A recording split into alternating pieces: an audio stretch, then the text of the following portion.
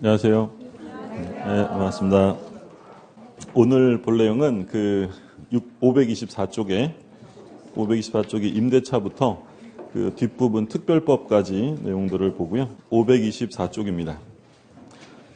임대차인데 임대차에서는 보통 한 두 문제 정도가 출제가 되는데, 근데 우리가 앞에서 임대차에 관한 내용들을 많이 언급했기 때문에 새로운 내용이 많이 나오는 건 아니에요. 많이 보셨던 거를 반복한다라고 생각하시고, 자, 조문을 보죠. 618조입니다.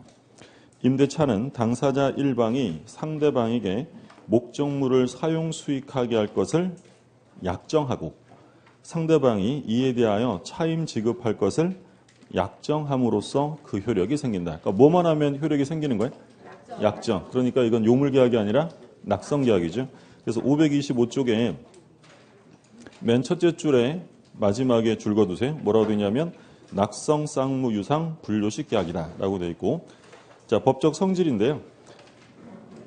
1번에 보시면 임대차는 사용 수익의 대가로 차임을 지급하는 것이 요소이다. 줄거두세요. 차임은 필수 요소입니다. 보증금이 필수 요소가 아니라 차임이 필수 요소고요. 그리고 판례박스에 보면 제목에만 줄거두시면 그러면 이제 뭐 보증금을 지급했는지 아니면 차임을 지급했는지에 관한 다툼이 생기면 입증은 누가 해야 된다고 되어 있냐면 임차인이 부담을 합니다. 임차인이 지급했음을 입증해야 되고요. 동그라미 2번 그냥 보세요. 목적물은 물건을 원칙으로 하고, 물건이 아니라 권리를 빌렸으면 그건 임대차가 아니라 그냥 이름 없는 무명계약이 되는 거고요. 3번에 보시면 3번은 줄거두세요. 임대차는 당연히 채권계약이죠. 그럼 채권계약이면 임대인에게 반드시 처분권이 있을 필요는 없습니다. 그래서 거기까지 봐두시고, 그래서 판례도 역시 그 내용이니까 한번 읽어보시면 되겠고요. 그래서 존속기간 나오는데 약정한 경우죠. 예전에는 임대차의 최장기간 20년 제한이 있었는데 이게 이제 헌법재판소에서 위헌 결정을 받아서 지금은 최장기간 제한이 없어졌어요. 그래서 그 둘째 줄 마지막에 뭐라고 되냐면 따라서 줄거두세요. 따라서 현재는 존속기간이 20년을 초과하는 임대차 계약도 허용된다 라는 거고요. 그 다음에 이제 갱신 나오죠. 약정 갱신할 수 있고, 다음 페이지에 보면 묵시의 갱신, 법정 갱신이 나오죠. 법정 갱신 옆에 뭐라고 되냐면 강행 규정이에요. 배제 특약은 무효고, 조문을 보죠. 639조 제1항. 임대차 기간이 만료한 후 임차인이 임차물의 사용 수익을 계속하는 경우에 임대인이 상당 기간 내에 이의를 하지 아니한 때는 전 임대차와 동일한 조건으로 다시 임대차한 것으로 본다. 조심하실 점은 동일한 조건이지 동일한 기간이 아니죠. 기간은 어떻게 돼요? 정함이 없는 것으로 되죠. 그럼 정함이 없으면 당사자는 언제든지 해지 통과할 수 있다고 했죠. 임대인이 통과하면 도달되고 얼마가 경과하면 소멸하냐면 6개월. 임차인이냐면 1개월이죠. 예. 이제 막 섞일 때가 됐어요. 예. 그러니까 우리가 봤던 게 전세권은 둘 다 물권이잖아요. 그럼 전세권은 둘 다 6개월.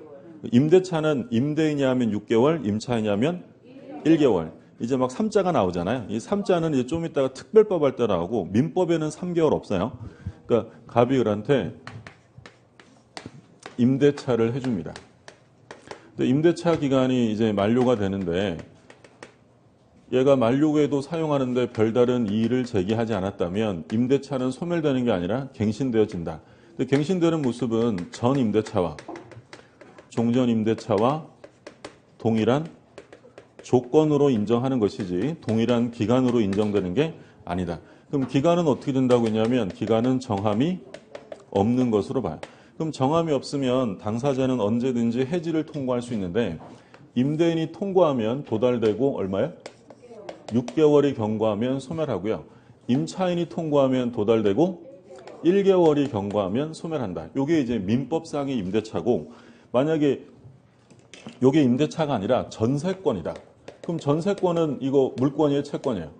물권이잖아요. 그럼 얘도 웬만한 힘이 있는 애니까 이때는 전세권의 경우에 소유자가 통지하면 6개월, 전세권자가 해도 6개월. 요건 기간에 차등을 두지 않고 3개월은 이제 좀 있다가 임대차 특별법에서 나오게 돼요. 그러니까 민법에서는 지금 3개월 없으니까 오해하시면 안 되고, 그래서 항상 조심하실 점은 동일한 조건과 동일한 기간이 아니라 기간은 정함이 없는 것으로 봅니다.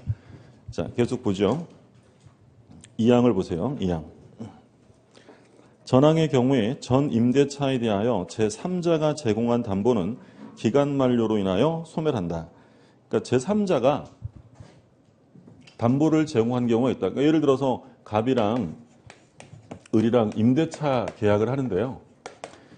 이 사람들이 계약 기간이 예를 들어서 2년이었어요. 2년. 요 2년에 대해서 병이 제3자가 뭘 해줬냐면 담보를 제공해 줬다는 거죠. 그럼 얘는 얼마의 기간을 각오하고 담보를 제공해 준 거야?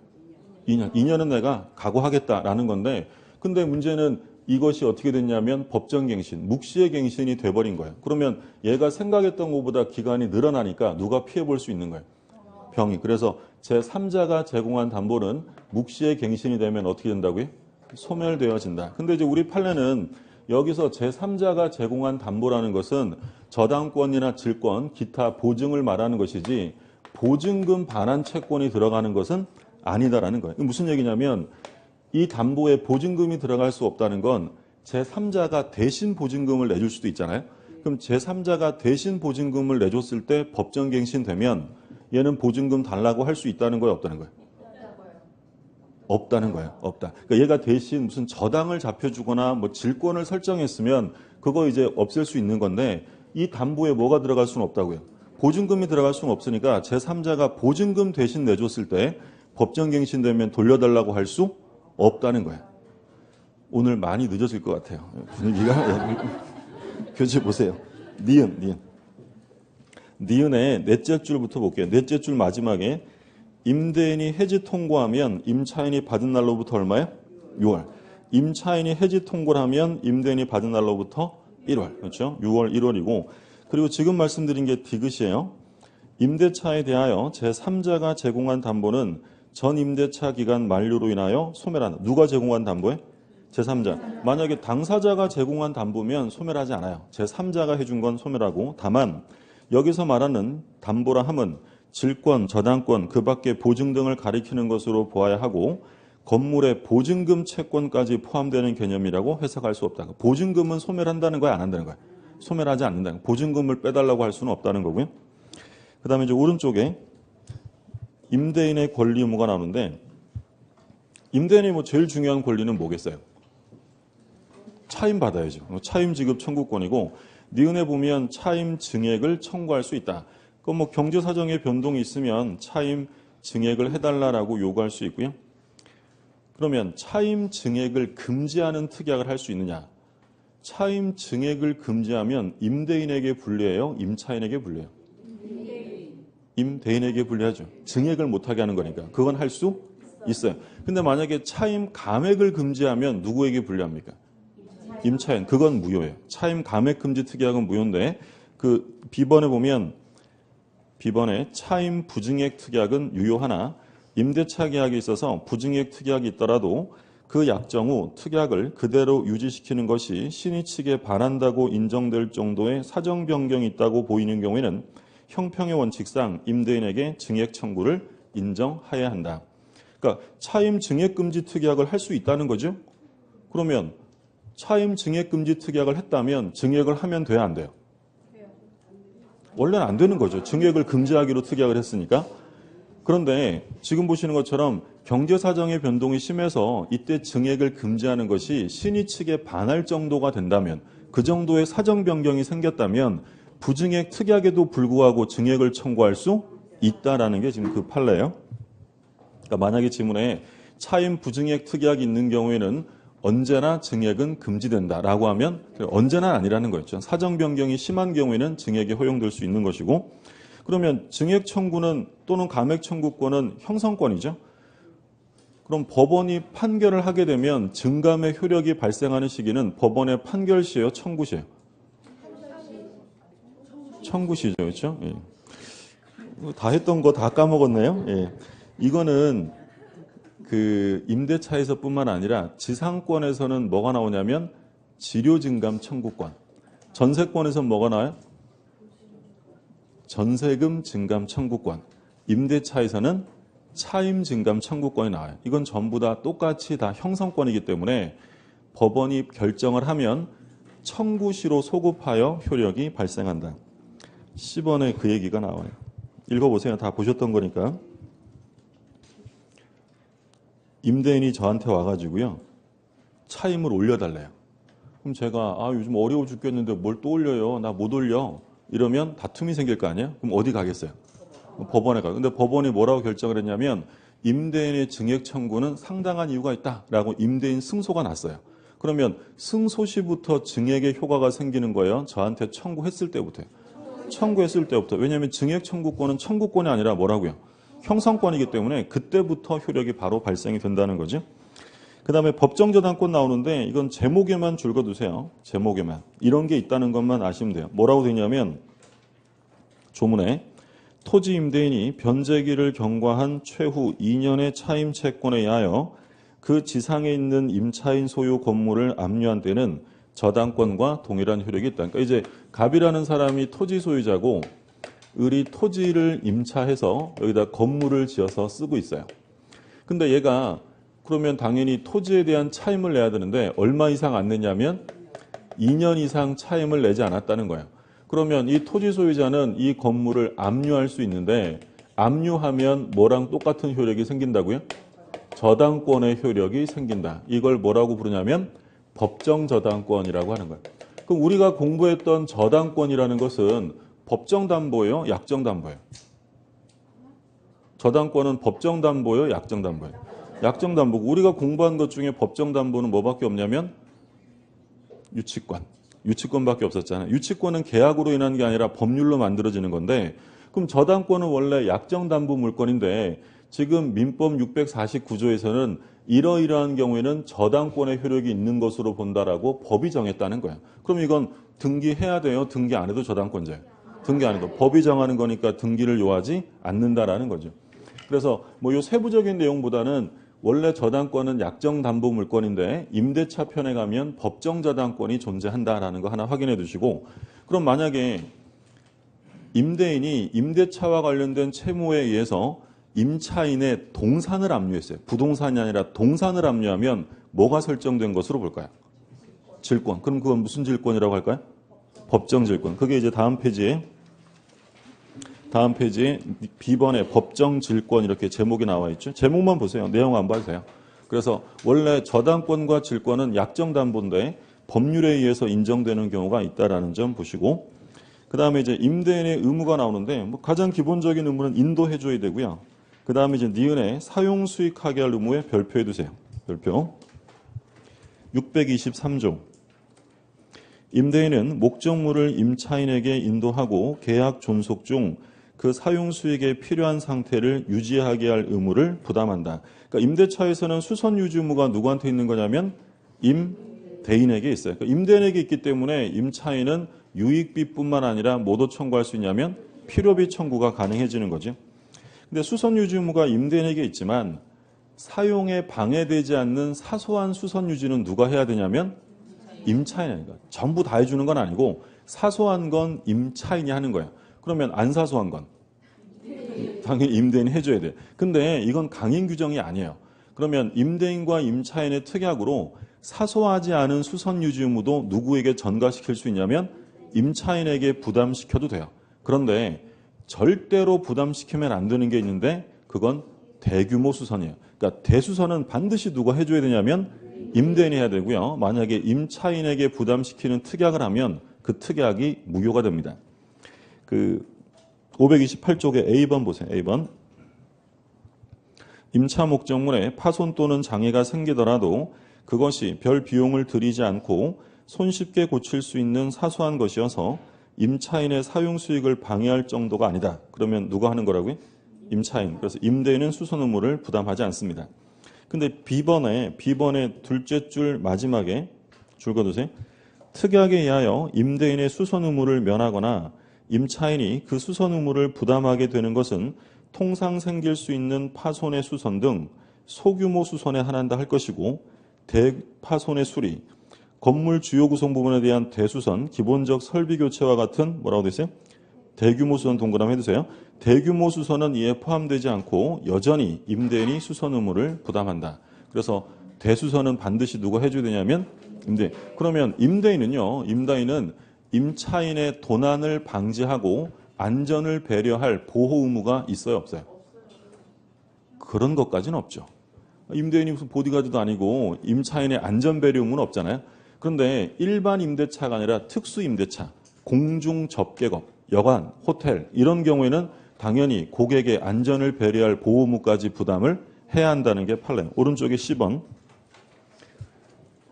통상의 임대차 관계에 있어서는 임차인의 안전을 배려하여 주거나 도난을 방지하는 등의 보호 의무까지 부담한다고 볼 수 없지만 그 다음에 뭐가 나요? 공중 접객업인 숙박업을 경영하는 자. 거기까지 줄거두시고 그리고 맨 밑에만 줄거두세요. 안전을 배려해야 할 보호 의무를 부담한다. 그러니까 숙박업의 경우에는 보호 의무까지 부담한다. 일반 임대차와는 다르고요. 그 다음에 디귿은 임대인이 방해 제거해줘야 되고 임대인은 비용을 줘야 되고요. 그리고 임대 목적물에 하자가 있으면 이건 유상계약이니까 담보 책임을 져야 합니다. 그 다음에 임차인의 권리 의무가 나오는데 임차권은 안 읽어보셔도 되고 너무 당연한 거니까 다음 페이지.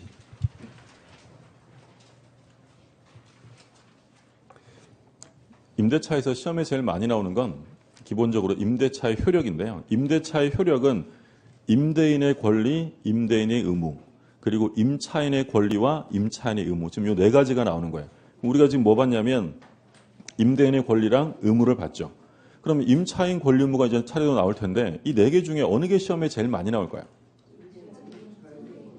임차인의 권리. 임차인의 권리가 가장 많이 나오고 두 번째 나오는 게 임대인의 의무가 많이 나오죠. 그래서 이제 621조 별표 하나에 두시고 622조 별표 두 개 해두세요. 지금 530쪽에 621조 별표 하나 22조 두 개. 자, 621조부터 보죠. 제1항. 부동산 임차인은 당사자 간에 반대 약정이 없으면 임대인에 대하여 그 임대차 등기 절차에 협력할 것을 청구할 수 있다. 자, 언제든지 청구할 수 있는 건 아니고요. 뭐라고 되어 있어요? 반대 약정이 없으면. 이항. 부동산 임대차를 등기한 때는 그때부터 제3자에 대하여 효력이 생긴다. 그때부터에 줄거두세요. 그러니까 임차권 등기하면 대항력이 생기잖아요. 언제부터 생긴다고요? 등기 시부터, 그때부터 생기는 거지 다음 날부터라고 하면 틀리니까 조심하시고요. 622조. 22조는 좀 이해를 하셔야 돼요. 1항을 보면 건물의 소유를 목적으로 한 토지 임대차는 이를 등기하지 아니한 경우에도 임차인이 그 지상 건물을 등기한 때에는 제3자에 대하여 임대차 효력이 생긴다. 무슨 얘기냐면 갑이 토지 소유자고 을이 토지 임차권자입니다. 이거 땅을 빌려서 건물을 지었어요. 그럼 이 토지 임차권이 대항력이 생기려면 뭘 해야 되냐면 등기해야죠. 근데 등기는 하고 싶다고 할 수 있는 게 아니라 임대인이 해줘야 되는데 임대인이 등기를 안 해줘요. 그러면 임차권은 현재 대항력이 발생되지 않았어요. 근데 만약에 이 상태에서 갑이 병에게 뭐 소유권을 이전해 줬다든지 아니면 저당권과 같은 토지의 물권이 설정이 됩니다. 그러면 이 토지 임차권자는 새로운 토지 물권자에게 대항할 수 있어요? 대항할 수 없어요? 대항할 수 없죠. 얘는 채권자고 얘는 뭐니까? 물권자니까. 그러면 이 건물 어떻게 해야 돼요? 철거해야 돼요. 그러면 이거 불안해서 토지 임대차를 할 수가 없잖아요. 그래서 이제 민법 622조가 특별 규정을 둔 거예요. 그래서 이 을이 얘가 등기 안 해줘도 스스로 대항력을 발생시킬 수 있는 방법이 뭐라도 등기하라는 거예요. 건물, 이거 자기 건물이잖아요. 그럼 자기 건물이니까 이 건물의 보존 등기를 하게 되면 토지 임차권의 대항력이 그때부터 발생이 된다라는 거예요. 그러니까 독특한 규정인 거죠. 그러니까 임차권 등기한 게 아니라 건물을 등기하면 임차권의 대항력이 발생이 된다. 근데 조심하실 점은 언제부터 발생이 되는 거예요? 뭐 했을 때부터? 보존 등기하죠. 그럼 예를 들어서 만약에 토지 물권자가 먼저 들어오고 보존 등기를 나중에 했어요. 그러면 토지 물권자에게 대항할 수 있어요? 없어요? 대항할 수 없다는 거예요. 언제부터 생기는 거냐면 보존 등기. 그럼 이 규정을 둔 이유는 이 건물의 철거를 막아주기 위한 거예요. 그럼 아무리 얘가 보존 등기를 했다 하더라도 나중에 이 건물이 멸실되거나 후폐되면 대항력을 유지시켜 줄 필요가 없게 되죠. 그게 이제 2항이에요. 2항. 건물이 임대차 기간 만료 전에 멸실 또는 후폐한 때는 전항의 효력을 잃는다라고 되어 있죠. 자, 밑에 판례박스 볼게요. 파란 글씨만 보세요. 임차인이 그 지상 건물을 등기하기 전에 제3자가 그 토지에 관하여 물권 취득의 등기를 한때, 자 그러면 임차인이 우선해요? 토지 물권자가 우선해요? 토지 물권자죠. 건물 등기하기 전에 토지 물권이 들어왔으니까 그럼 임차인이 그 지상 건물을 등기하더라도 제3자에 대하여 임대차 효력이 생기지 아니한다. 주의하실 조문이고요. 오른쪽에 비용상환 청구 나오죠. 별표 2개 해두시고요. 필요비와 유익비를 청구하는데 A번에 필요비가 나오는데 필요비는 언제 청구하는 거냐면 둘째 줄 따옴표에 뭐라고 돼 있어요? 즉시에 동그라미 해두시고 그 다음에 B번에 유익비가 나오죠. 유익비는 둘째 줄 가운데 뭐라고 되냐면 종료시. 그러니까 필요비는 즉시, 유익비는 종료시에 청구하는 것이고 C번에 행사기간이 나오는데 행사기간은 첫째 줄 마지막에부터 줄 그어두세요. 목적물을 반환한 날로부터 6월 내, 6월에 동그라미 해두시고 언제부터 6월이라고요? 반환한 날, 그렇죠? 반환받은 날로부터 6월. 무슨 뭐 임대차가 종료한 날 이름 틀려요. 반환받은 날로부터 6개월이고 그 다음에 이건 비용이니까 비용은 목적물과 결련성이 인정되죠? 목적물에 투여된 거니까. 그러니까 뭘 행사할 수 있냐면 유치권에 줄 그어두시고 그리고 이 비용은 강행 규정이 아니라 임의 규정이에요. 포기 특약 가능하다는 거죠. 여기까지는 꼭 기억하셔야 돼요. 필요비는 언제 청구한다고요? 필요비는 즉시, 유익비는 종료시, 행사기간은 얼마야? 6개월. 1년 하면 틀려요. 행사기간 6개월이고 그리고 비용이라는 건 목적물에 투여된 거니까 비용 안 주면 목적물을 잡고 유치권 행사할 수 있어요. 결련성이 있고 유치권이 인정이 되고 그리고 강행 규정이에요? 임의 규정이에요? 임의 규정이에요. 그러니까 임차인에게 부담시키는 특약도 할 수 있다라는 거죠. 그래서 뭐 당사자 사이에 원상회복 특약을 하게 되면 비용 청구권을 포기한 것으로 봅니다. 잘 나오는 거니까 꼭 기억해 두시고요. 다음 페이지. 필요비 언제라고요? 즉시. 유익비는 종료시. 행사기간은 6개월. 강행 규정의 임의 규정. 임의 규정. 그렇죠? 그리고 유치권 행사할 수 있다. 집에 가서 외워야지 이러지 마시고 이거 얼마 안 되는 거니까 외울 건 다 외워가세요. 532쪽에 부속물이 나옵니다. 부속물. 별표 2개 두세요. 별표 2개. 이거 우리가 뭐 부합할 때 다 본 건데 일단 부속물 매수를 청구한다는 것은 토지를 임차한 거예요? 건물을 임차한 거예요? 건물 또는 공작물이고요. 토지를 임차하면 부속물 매수가 아니라 지상물 매수로 가는 거죠. 그러면 646조 제1항 건물 기타 공작물의 임차인이, 그러니까 토지 임차인이 아니죠. 그 사용의 편익을 위하여 임대인의 동의를 얻어 이에 부속한 물건이 있는 때는 임대차 종료 시에 임대인에 대하여 부속물의 매수를 청구할 수 있다. 이항 임대인으로부터 매수한 부속물에 대하여도 전항과 같다. 일단 부속물 매수를 청구한다는 건 독립성이 있는 거예요? 독립성이 없는 거예요? 독립성이? 한번 생각해 보세요. 독립성이 없으면 그거 누구 거예요? 임대인 거예요. 그럼 임차인이 매수를 청구할 수 없겠죠. 예. 이거 우리가 할 때 부합할 때 막 그림까지 그려가면서 갑이 임대인이고 을이 건물의 임차인인데요. 여기에 물건을 설치를 했는데 이 설치한 물건이 기존 건물에 대해서 독립성이 있을 수도 있고 없을 수도 있어요. 독립성이 있으면 누구 거예요? 임차인 거죠. 임차인이 벽걸이 TV, 벽걸이 에어컨 달았다? 임차인 건데 근데 임차인이 건물 빌려서 천장에 합판을 교체했다, 외벽을 교체했다? 이건 건물의 구성 부분이죠. 누구 거야?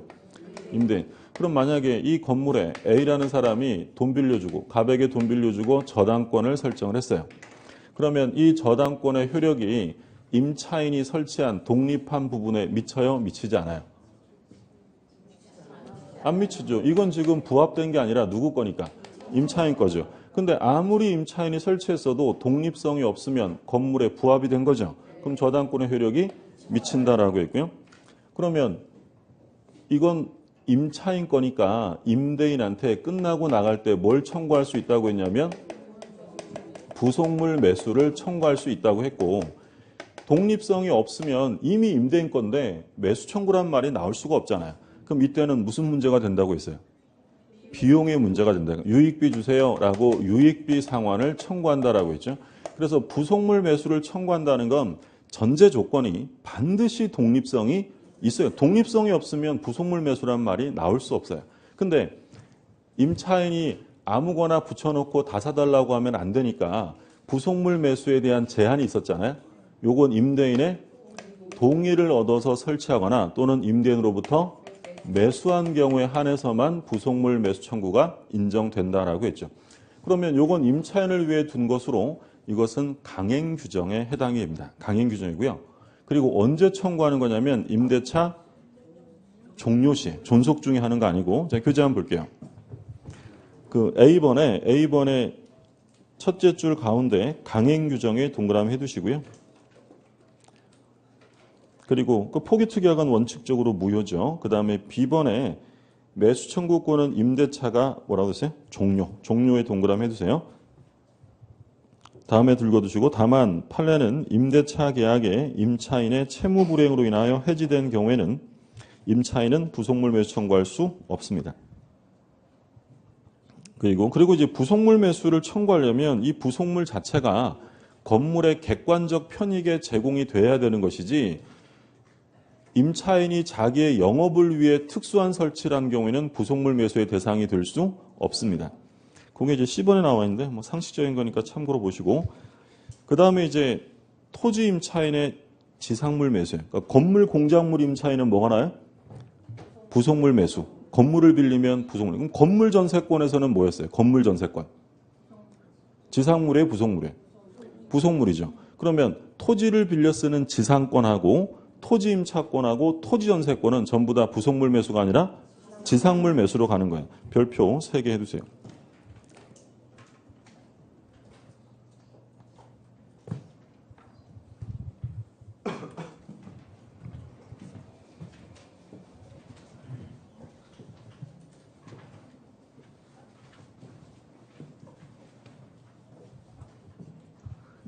예, 지상물 매수는 지상권 할 때 우리가 한번 봤었어요.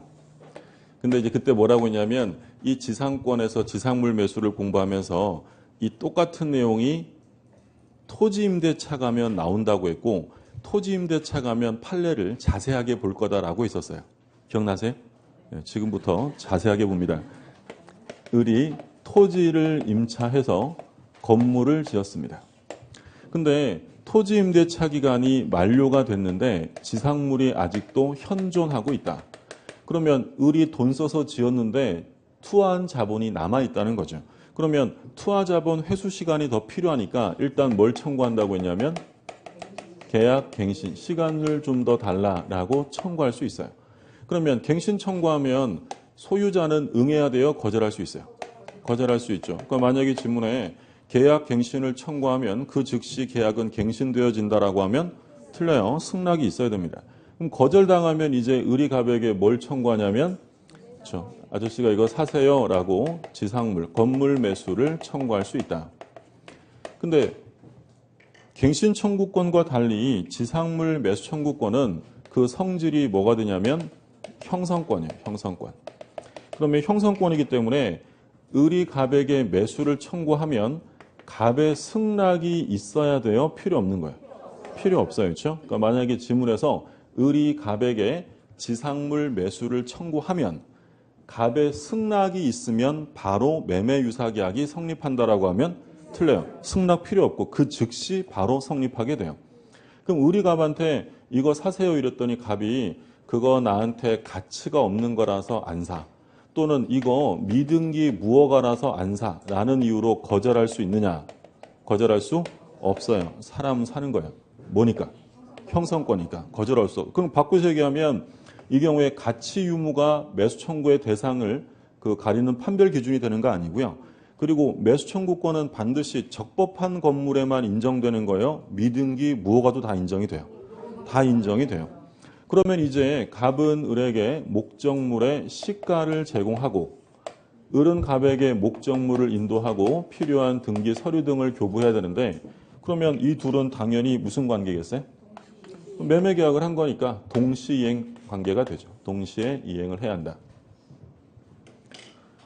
그러면 이런 것들이 임의 규정이냐 강행 규정이냐라고 물으면 당연히 강행 규정이에요. 강행 규정. 그래서 토지 임대차 계약을 하면서 처음부터 건물 철거를 특약했다든지 아니면 임대차가 만료되면 건물을 임대인에게 양도하기로 한다 이런 특약을 하면 그 특약은 전부 다 무효예요. 그래서 임차인에게 불리한 건 전부 다 무효. 물론 예외적으로 유효할 수는 있어요. 그러니까 소위 이제 은예적 임대차라고 하는데 보증금이 엄청 싸고 월세도 엄청 싸요. 그러면서 임대차가 끝나면 건물을 철거한다라고 특약하면 그런 특약은 인정해 줄 수 있어요. 근데 그런 특별한 사정이 없는 한 철거 특약 자체는 무효다라는 게 판례고. 근데 이게 아무리 강행 규정이라 하더라도 임차인이 채무불이행으로 소멸당했다. 이런 경우에는 행사할 수 없어요. 자, 여기서 곧바로 지상물 매수를 청구할 수 있어요. 갱신 청구를 먼저 해야 돼요. 먼저 해야 돼요. 그래서 우리 판례도 계약 갱신 청구는 지상물 매수의 전제가 된다라고 표현해요. 근데 예외적인 경우가 있는데 기간 정함이 없는 임대차.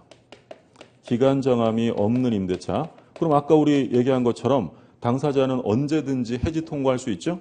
임대인이 통고하면 도달하고 얼마가 있으면 소멸해요?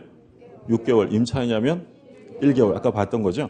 그럼 기간 정함이 없는 임대차에서 임대인이 먼저 해지 통고를 한 거예요.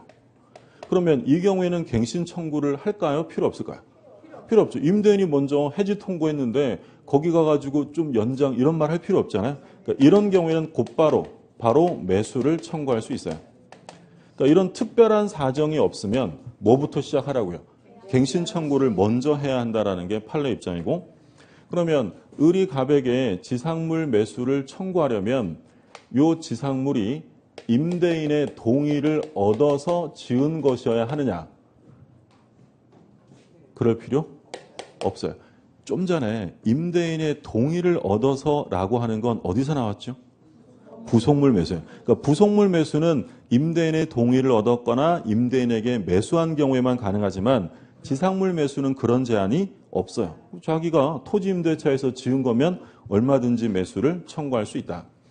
그러면 이 의뢰하는 사람이 얘한테 받을 돈은 시가를 받는데 예전에 을이 이 토지 임대차하고 이 건물을 지을 때요. 이 조그만한 건물이 하나 있었어요. 그래서 이 조그만한 건물을 철거하는데 비용이 들어갔다면 이 철거 비용까지 포함해서 받을 수 있을까요? 없을까요?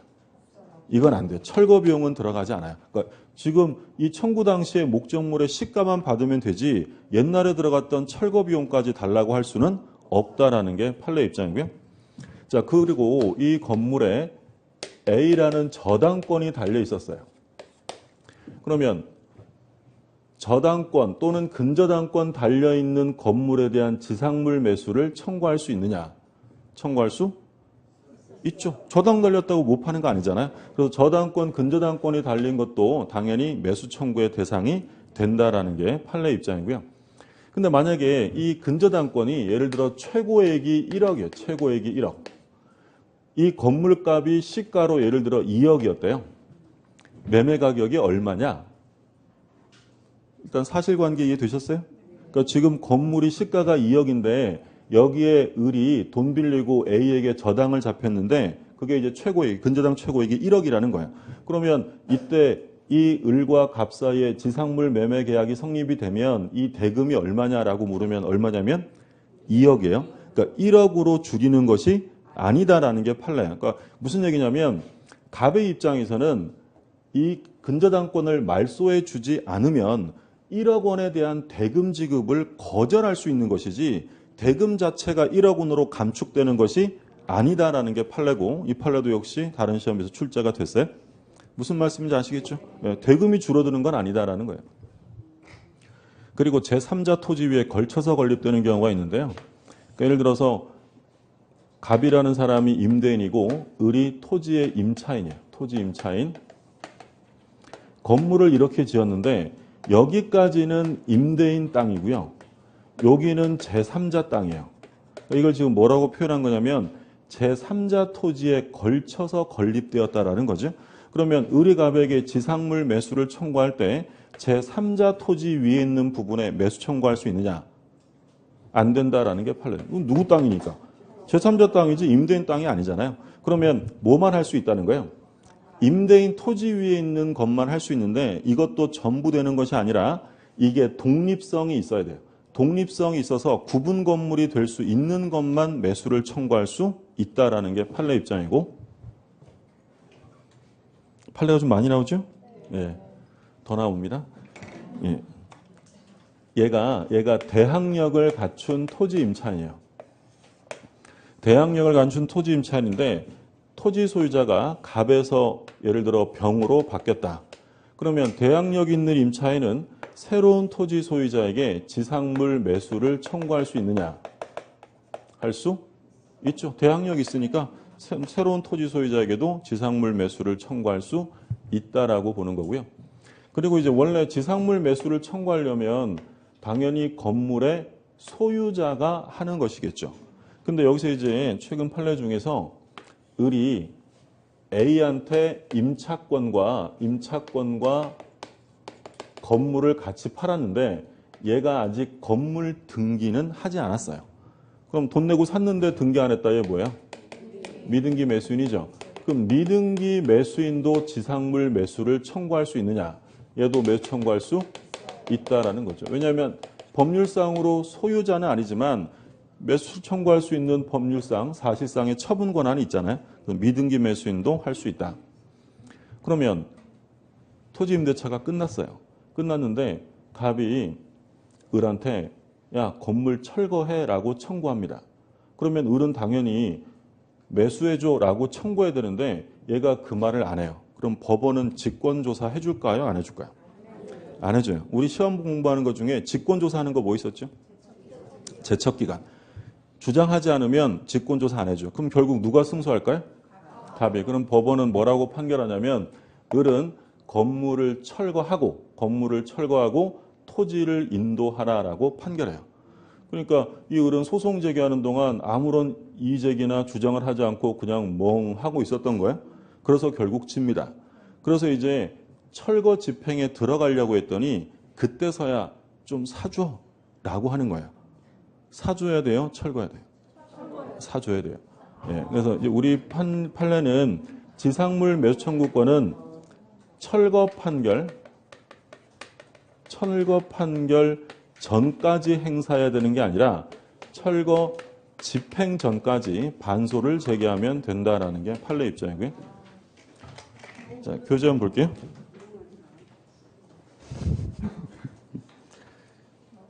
자, 532조. 이게 많아요? 예, 오늘 할 거 엄청 많아요. 예. 뒤에 특별법 가면 판례 엄청 많아요. 매년 이렇게 다들 해요. 예, 다 똑같은 거예요. 532쪽에 보면 그 A번에 보면 맨 밑에 A번 토지 임차인은 1차적으로 계약의 갱신을 청구하고 임대인이 그에 응하지 않을 때 2차적으로 매수를 청구할 수 있다. 그러니까 원칙은 뭐부터 하는 거냐면 갱신 청구. 다만 건물의 소유를 목적으로 한 기간 약정이 없는 토지 임대차 계약을 임대인이 해지했다. 임대인이 먼저 끝내자고 한 거죠. 그럼 이런 경우에는 맨 마지막에 뭐라고 되냐면 임차인은 임대인에게 계약갱신 청구 유무에 불구하고 건물 매수 청구권을 행사하여 대금 청구할 수 있다. 그 다음에 B번 청구권이 아니라 형성권이고요. C번 첫째 줄 마지막에 강행 규정 동그라미 해두시고, 그 다음에 D번 임대인이 임차인의 채무 불이행을 이유로 계약을 해지하였을 경우에는 임차인이 지상물 매수 청구권을 행사할 수 없다. 그러니까 기간 만료 시에 하는 것이지 의무 위반으로 소멸당한 경우에는 할 수 없고요. 그 다음에 동그라미 2번에 끝에서 둘째 줄 긋으세요. 즉 철거 판결 전까지 매수 청구를 해야 하는 것이 아니라 철거 집행 전까지 할 수 있다는 것이 판례 입장이다. 그 다음에 F번은 끝에서 셋째 줄에 줄 긋으세요. 최근 판례니까 뭐라고 되냐면 제3자가 임대차 계약의 당사자로 토지를 임대했다면, 그러면 임대인은 토지 소유자예요? 제3자예요? 제3자가 임대차 계약의 당사자로 토지를 임대했대요. 그럼 임대인은 토지 소유자예요? 제3자예요? 제3자죠. 그러면 토지 소유자가 임대인의 지위를 승계하였다는 등의 특별한 사정이 없는 한 임대인이 아닌 토지 소유자가 직접 지상물 매수 청구의 상대방이 될 수는 없다. 그럼 토지 소유자는 임대인이 아니잖아요. 이때는 토지 소유자에게 지상물 매수를 청구할 수 없다라는 게 최근의 판례고, 자, 밑에 판례 박스 별표 3개 해두시고요. 제목만 보세요. 다 설명드린 거니까. 지상물 매수 청구권 행사 주체, 원칙적으로 누가 하는 거냐면 소유자. 근데 괄호에 누구로도 된대요. 괄호가 아니군요. 미등기 매수인도 가능하다라는 점. 다음 페이지. 다음 페이지 제목들에만 줄 다 거두세요. 매수 청구 대상이 적법한 건물이어야 하는지 여부. 불요. 필요 없다는 거죠. 미등기 뭐가 다 된다고 했고, 그 다음에 매수 청구의 대상이 객관적 가치가 있어야 하는지 여부. 뭐라고 됐어요? 그건 필요 없어요. 그리고 매수 청구의 대상이 임대인의 동의를 얻어 신축한 것이어야 하는지 여부. 불요. 동의 얻어야 되는 건 아까 뭐라고요? 부속물 매수고, 그 다음에 임대인이 지급할 대금에 기존 건물의 철거 비용이 포함되는지 여부. 소급 포함되지 않습니다. 그리고 제3자 토지 위에 건립된 부분도 매수 청구의 대상이 되는지 여부. 안 된다고 했죠. 그 파란 글씨 볼게요. 임대인이 임대한 토지 외에 임차인 또는 제3자 소유 토지 위에 걸쳐서 건립되어 있는 경우 임차지상에 서 있는 건물 부분 중 구분 소유 객체가 될 수 있는 부분에 한하여 허용돼요. 그러니까 임대인 땅 위에 있는 것 중에서 독립성이 있는 것만 된다라는 거죠. 그 다음에 대항력을 갖춘 임차인이 새로운 토지 소유자에게 매수 청구할 수 있는지 여부. 할 수 있다고 했죠. 대항력이 있으니까 적극 가능하고, 그리고 마지막에 건물에 근저당권이 설정되어 있는 경우에도 토지 임차인의 건물 매수 청구권이 인정되는지 여부. 적극. 뭐 저당 달려있다고 못 파는 거 아니니까 다 된다라고 했습니다. 그래서 뭐 처음에 보면 되게 많은 것 같은데 제목만 여러 번 읽어보시면 돼요. 이거 어떤 건지 이해만 좀 해두시고, 자, 오른쪽에 보면 차임 감액 청구인데 뭐 일부가 멸실되면 그 부분만큼 감액을 청구할 수 있는 건 당연하겠죠. 셋째 줄에만 줄 거두세요. 셋째 줄에 주의할 점은 당연히 감액되는 것이 아니라 감액 청구를 하여야 한다. 그러니까 목적물의 일부가 멸실되어서 사용 못하면 그 부분만큼 차임을 깎아달라고 할 수 있는데 당연히 감액되는 게 아니라 뭘 해야 감액된다고요? 청구해야 감액이 되고요. 그 다음에 이제 임차인의 의무인데 뭐 제일 중요한 의무는 차임 지급이죠. 640조 보세요. 건물 기타 공작물의 임대차인은 임차인의 차임 연체액이 자 얼마요?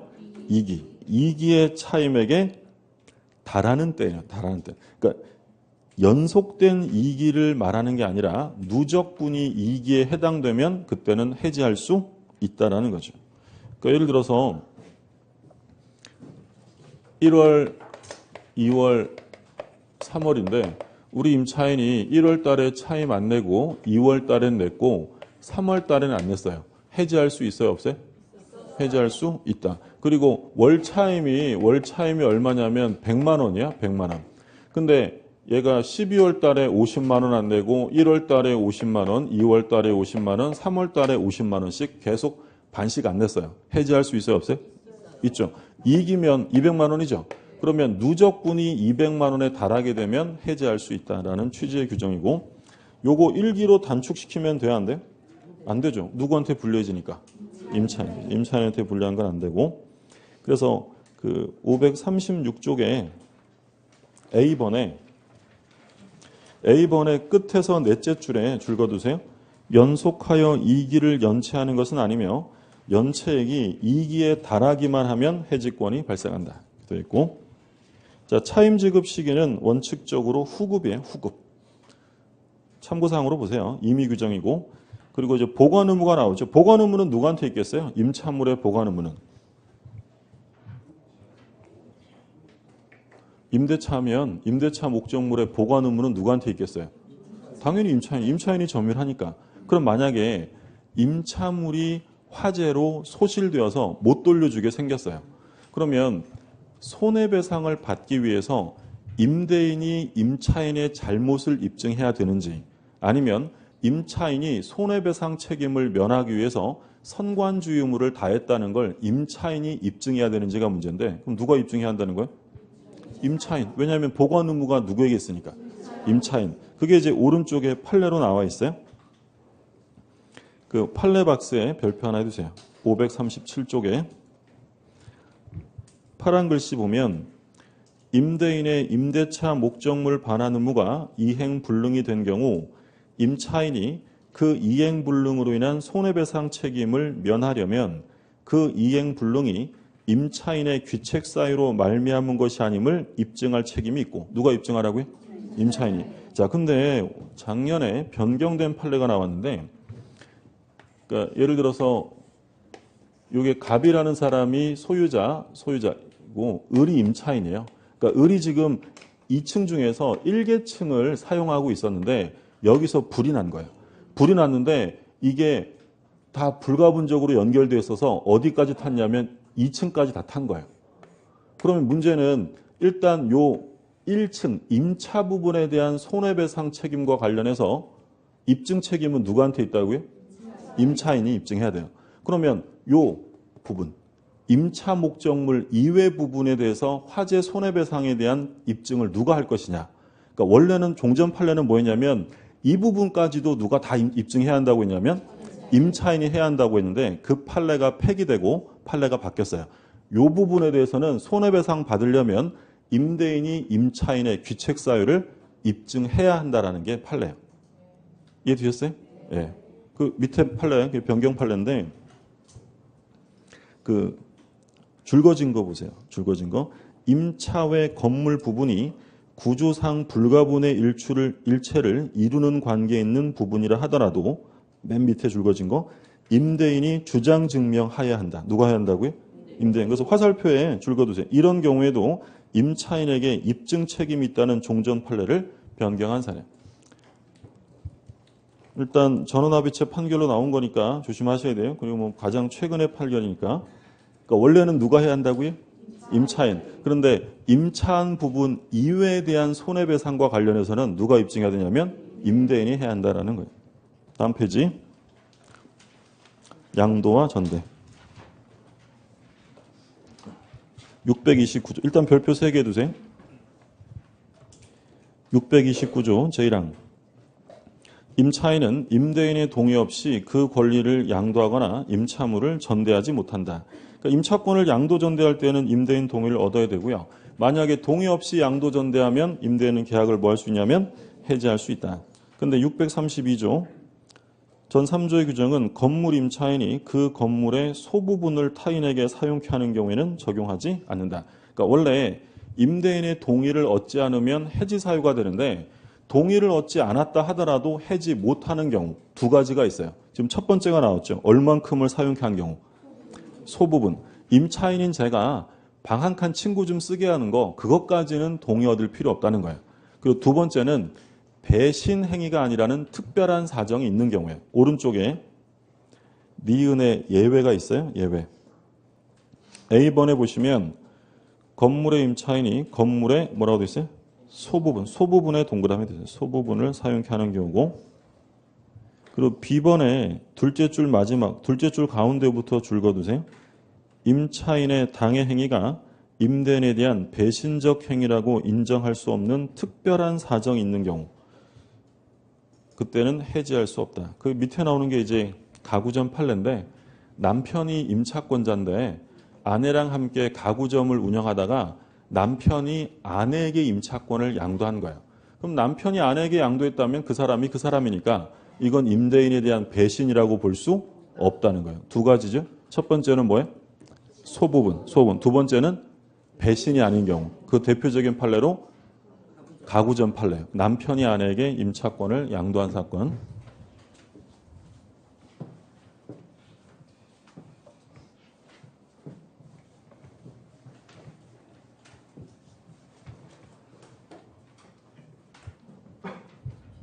임차권을 양도전차할 때는 임대인의 동의를 얻어야 되는데 동의를 얻지 않은 경우의 법률 관계입니다. 갑이 임대인, 을이 임차인. 이제 을이 병한테 양도전차를 했는데 임대인의 동의를 얻지 않았어요. 그러면 동의를 얻지 않았다면 을과 병의 양도 전대차 계약은 무효일까요? 유효할까요? 얼마든지 유효해요. 나중에 을이 갑의 동의를 얻어주면 되는 것이지 이 계약 자체가 무효가 되는 것은 아니에요. 다른 말로 하면 임차권의 양도 전대차에서 임대인의 동의란 양도 전차 계약의 효력 요건이다라고 하면 OX예요. 틀려요. 동의가 없어도 이 계약은 확정적으로 유효해요. 그러면 나중에 을이 갑의 동의를 얻어주면 되고 얻어주지 못하면 그때 책임의 문제가 발생할 뿐이에요. 그러면 이 동의라는 건 효력 요건이 아니라 뭐라고 해야 되냐면 대항 요건이다라고 해야 돼요. 그러니까 만약에 동의를 얻지 않았다면 갑이 병한테 너 나가 이러면 이 병은 대항할 수 있어요? 나가야 돼요? 나가야 돼요. 그러니까 대항하지 못할 뿐이지 이 계약 자체가 무효가 되는 것은 아니다라는 거예요. 계약은 확정적으로 유효합니다. 그러면 동의를 얻지 않았다면 임대인은 계약을 뭐 할 수 있다고요? 해지할 수 있어요. 근데 아직 해지를 하지 않았다. 해지 전의 법률 관계를 살펴봅니다. 그럼 해지하지 않았다라고 하면 요 을은 여전히 임차인으로 존재하겠죠. 그러면 임차인이 임대인에게 뭐 줄까요? 차임을 줍니다. 차임. 그러면 이 갑이 병이라는 불법 점유자에게 직접 차임 달라고 청구할 수 있느냐? 할 수 없죠. 아무런 관계가 없죠. 계약 관계 없으니까. 정얘한테 차임 받아보고 싶으면 어떻게 할 수 있어요? 을을 대위에서 청구하는 건 가능하지만 직접 할 수는 없고. 그다음에 중요한 내용이 나오는데 그러면 이 병은 지금 동의가 없었으니까 갑에 대해서 현재 적법한 점유자예요? 불법 점유자예요? 불법 점유자죠. 그러면 불법 점유를 이유로 갑이 병에게 손해배상이나 부당이득 반환을 청구할 수 있느냐. 이게 시험에 제일 많이 나왔던 거예요. 할 수 없다라는 게 할 수 없다.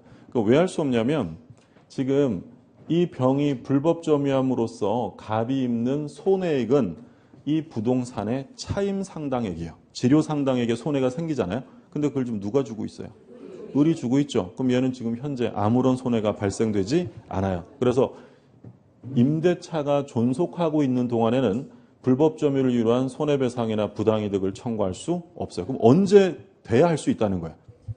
해지하면 얘가 차임 안 줄 거 아니에요. 그런 경우에는 할 수 있지만 아직 하지 않은 상태에서는 얘에게 손해배상을 청구할 수 없다. 그러면 갑은 병을 상대로 반환 청구할 수 있는데요. 반환은 자신에게 하라고 해야 돼요? 을에게 하라고 해야 돼요? 을에게 해야죠. 왜냐하면 아직 임대차가 해지되지 않았으니까. 물론 임차인이 반환받을 수 없거나 이를 원하지 아니하는 때는 자신에게 반환 청구할 수 있지만 그런 말이 없는 한 임차인에게 반환할 것을 청구할 수 있다. 이게 해지 전의 법률 관계예요. 내용 많지 않죠 이거. 해지 후는요. 더 간단해요. 해지 후는. 이거 완전 간단해요. 갑이 이렇게 돼 있는데 이제 해지가 됐어요. 그럼 얘는 더 이상 임차인이 아니죠. 그럼 얘가 차임을 줘야 안 줘요? 당연히 안 주죠. 그러면 이 갑은 병을 상대로 불법 점유를 이유로 한 손해배상이나 또는 부당이득 반환을 청구할 수 있는 거죠.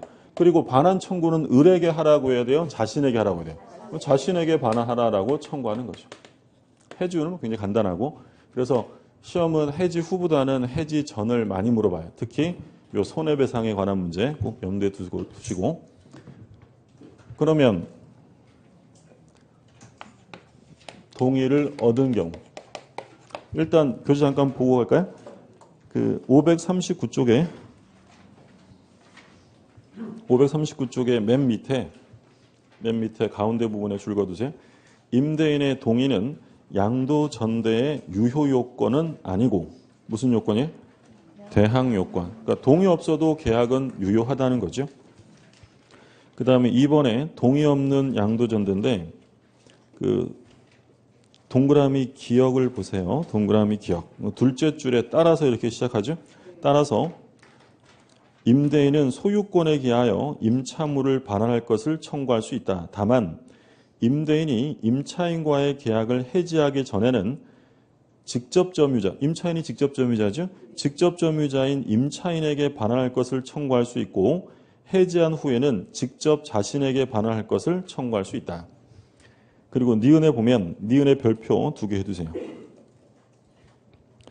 임대인은 임대차 계약을 해지하기 전에는 임차인으로부터 차임을 지급받음으로 양수인에 대하여 손해배상을 청구하지 못한다. 그럼 언제 할 수 있다고요? 해지 후. 그러나 해지한 후는 양수인에게 차임에 가름하여 손해배상을 청구할 수 있다. 디귿은 별표 하나만 해두세요. 임대인은 전차인에게 차임 청구권을 갖지 못하나 임차인의 차임 청구권을 뭐 할 수 있냐면 대위 행사할 수 있다. 자, 동의를 얻은 경우를 볼게요.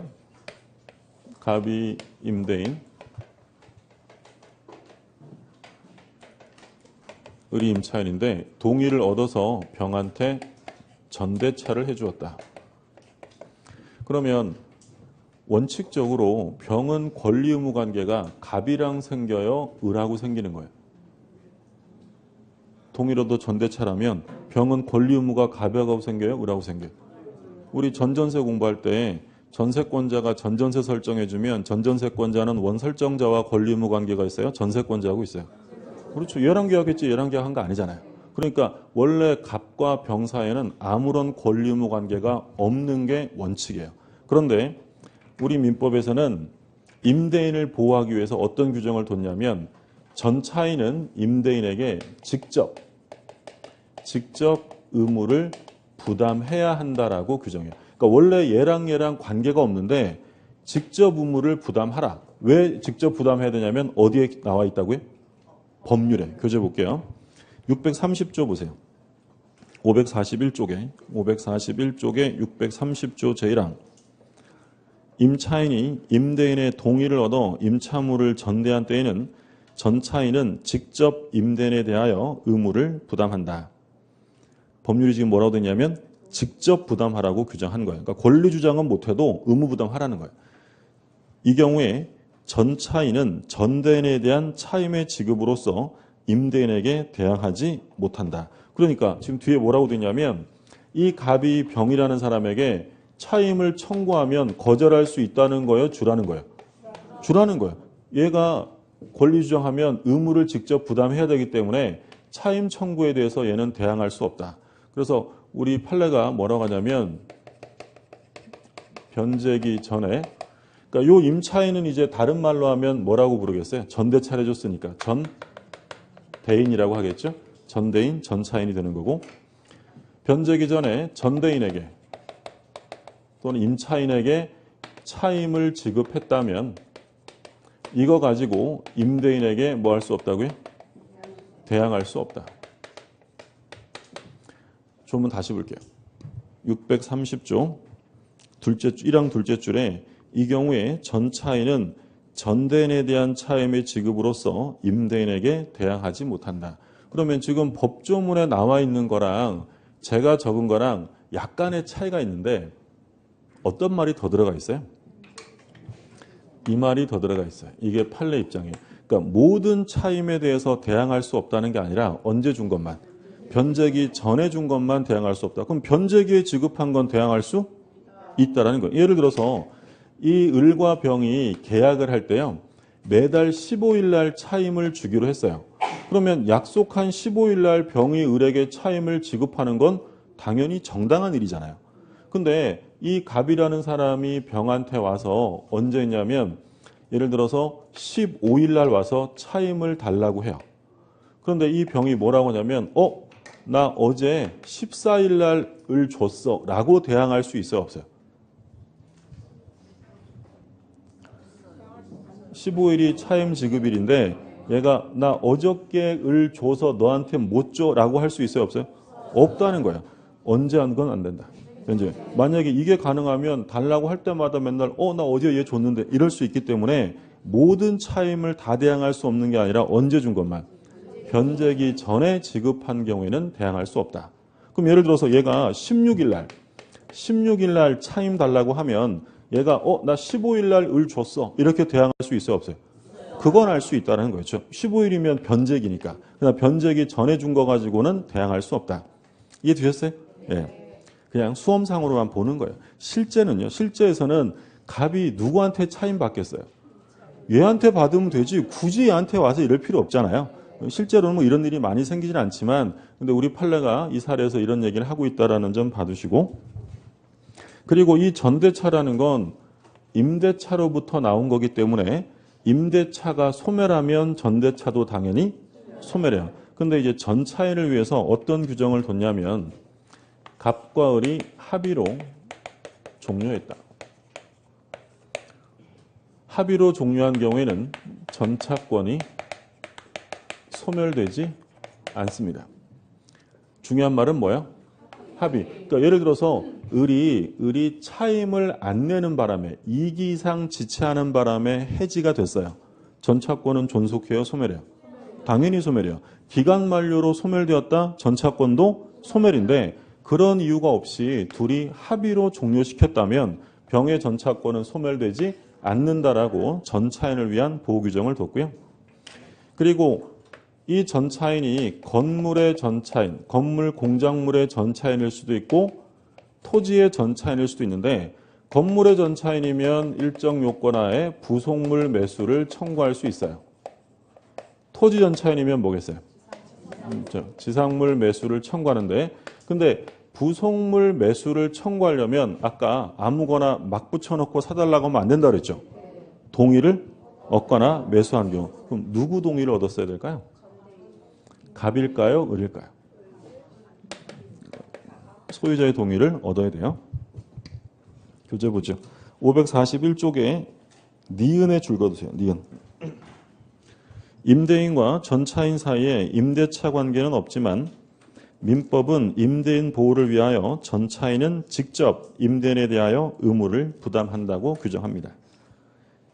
자, 541쪽에 끝에서 넷째 줄 마지막에 줄 거두세요. 위 규정에 의하여 전차인이 임대인에게 대항할 수 없는 차임의 범위는 전대차 계약상의 차임 지급 시기를 기준으로 하여 그 전에 언제라고요?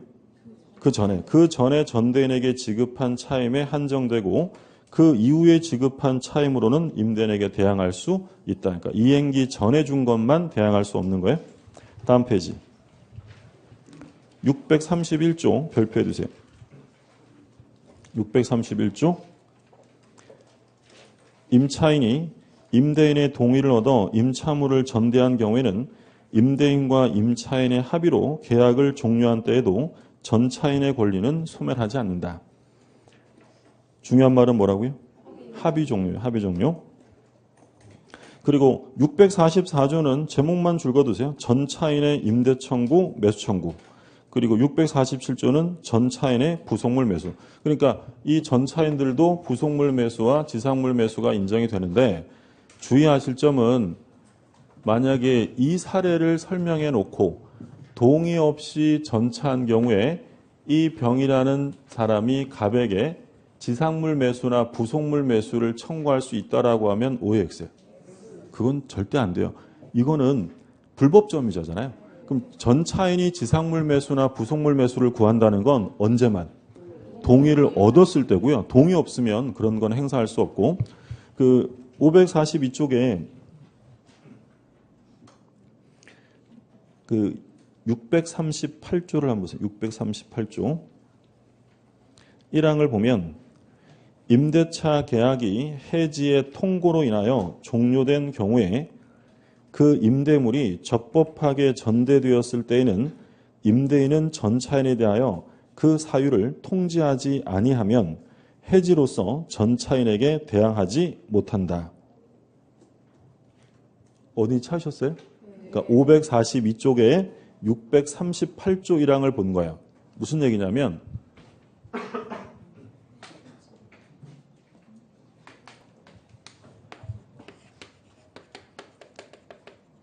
얘가 이제 임차인이고 전차인인데 근데 이 갑이라는 사람이 을한테 뭐 했다고요? 해지 통고했다. 해지 통고하면 도달되고 얼마가 있으면 소멸해요? 6개월 있으면 소멸하잖아요. 그럼 해지 통고했다면 이게 소멸되면 얘도 소멸되겠죠. 그러니까 이 사실을 누구에게 알리라고요? 전차인에게 통지하지 않으면 나가라고 할 수 없어요. 대항할 수 없다. 이게 지금 638조의 규정이에요.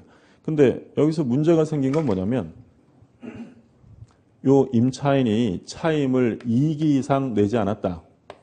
그러면 갑은 임차인에게 해지 통고를 할까요? 해지할까요? 바로 해지합니다. 해지. 그러면 해지 통고와 해지는 다른 게 해지는 도달되면 즉시 소멸하는 거예요. 해지 통고는 도달되고 얼마 있다가 소멸한다고요? 임대인이하면 6개월, 임차인이하면 1개월인데 해지하면 도달되는 순간 소멸해요. 그러면 이게 소멸되면 모두 당연히 소멸되겠죠. 근데 실제 사건에서 문제가 뭐냐면 해지했는데 그걸 전차인에게 통지하지 않은 거예요. 통지하지 않았을 때 전차인에게 대항할 수 있느냐? 대항할 수 있다라는 거예요. 그러니까 통지를 해줘야 되는 건 뭐 했을 때라고요? 해지 통고했을 때지. 해지하면 이게 소멸되는 순간 당연히 같이 소멸되기 때문에 이 사실을 얘한테 알려주지 않았다고 해서 전차인에게 대항하지 못한다는 것은 아니다. 그러니까 이 병이 이제 소송을 한 거야. 뭐라고 했냐면 그러니까 얘가 나가라고 했던 거죠. 갑이 병에게 나가라고 했더니 병이 뭐라고 주장을 했냐면 아니 당신 임차인에게 해지를 해놓고 왜 나한테 그걸 안 알려준 거야? 난 못 들었으니까 나 안 나가 이렇게 버틴 거야. 왜냐하면 법에서는 해지 통고했을 때는 뭐 해주라고 돼 있으니까 통지. 그러니까 이 사람은 이걸 주장한 거죠. 근데 법원은 다르다는 거야. 왜냐하면 해지 통고하면 바로 소멸에 6개월 가요. 6개월 가니까 얘한테 그걸 알려줘야지 되고 안 알려주면 대항할 수 없는데 해지하면 어떻게 된다고요? 바로 소멸. 그럼 얘도 바로 소멸하기 때문에 그 사실을 통지하지 않았다고 해서 대항할 수 있는 거 아니다. 오른쪽 판례 별표 하나 해주세요. 파란 글씨 보면 임차인의 차임 연체액이 2기의 차임액에 달함에 따라 임대인이 계약을 해지하는 경우에는 전차인에 대하여 그 사유를 통지하지 않더라도 해지로서 전차인에게 대항할 수 있고 얘는 뭐 했다고요 지금? 해지한 거예요. 해지한 경우에는 전차인에게 그 사유를 통지하지 않더라도 해지로서 전차인에게 대항할 수 있고 해지의 의사표시가 임차인에게 도달하는 즉시 임대차 관계는 해지로 종료된다. 이렇게 되어 있죠. 봐두시고 밑 뒤에 나오는 종료와 보증금 권리금은 뭐 참고사항이에요. 시험은 다 이 안에서 집중적으로 출제가 되고 시간은 없는데 문제 잠깐 요것만 볼게요. 요번 우리 시험 문제인데 이런 식으로 이제 출제가 돼요. 양도전차는 갑은 자신의 X 건물을 을에게 임대하였고 을은 갑의 동의 없이 X 건물에 대한 임차권을 병에게 양도하였다. 동의 없는 양도 전대차 틀린 것입니다. 1번. 을은 병에게 갑의 동의를 받아줄 의무가 있다.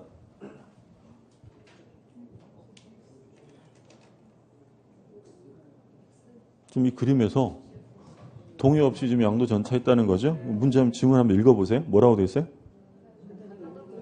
을은 병에게 갑의 동의를 받아줄 의무가 있다. OX예요. 뭐 당연한 거죠. 동의를 받아주지 않으면 책임질 문제가 생기는 거예요. 제가 이거 할 때 뭐라 그랬냐면 동의는 효력 요건이 아니다. 따라서 동의가 없어도 이 계약은 확정적으로 유효한 거예요. 다만 계약이 무효가 되는 게 아니라 유효하고 을은 병에게 갑의 동의를 받아줄 의무를 부담할 뿐이다라고 했고요. 그 의무를 이행 못하면 그때 가서 책임의 문제가 생기는 거다라고 했죠. 2번. 을과 병 사이의 임차권 양도 계약은 유동적 무효이다. 틀렸죠? 유동적 무효가 아니라 뭐라고요? 확정적 유효한 거예요. 답은 바로 2번인 거예요. 3번. 갑은 을에게 차임 지급을 청구할 수 있다. 그렇죠. 갑이 을에게 차임 지급, 해지했다는 말이 없는 한 차임 지급 청구하고 4번. 만약 병이 을의 배우자이고 X 건물에서 동거하면서 함께 가구점을 경영하고 있다면 갑은 임대차 계약을 해지할 수 없다. 뭐가 아니니까? 배신이 아니니까. 그래서 해지 못하는 경우는 두 가지였죠. 배신 아닌 거랑 소부분. 5번.